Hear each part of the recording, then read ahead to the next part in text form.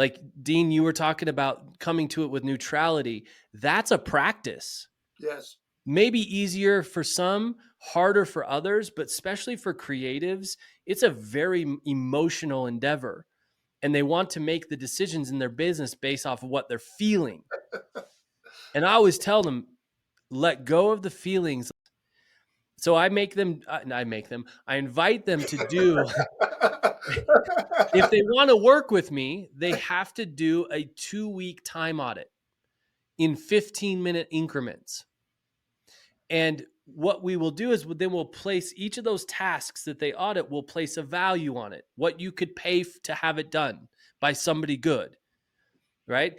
And they'll start to notice they have their line, a threshold, their buyback timeline, and anything below that, we start working towards delegating to somebody who could do it better than they could for cheaper.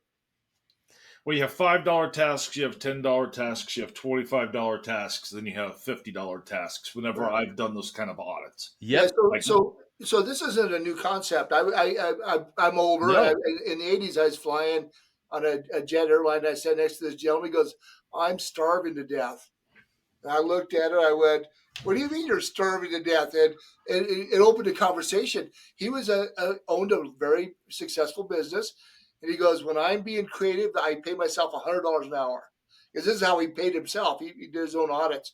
And like you're talking about, when I'm sitting on an airplane, I can't work. I can't do anything. That's only $5 an hour.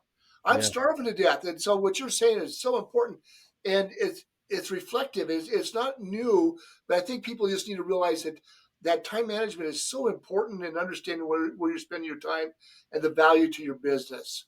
So Yeah. I think that's a great point that you made on time management.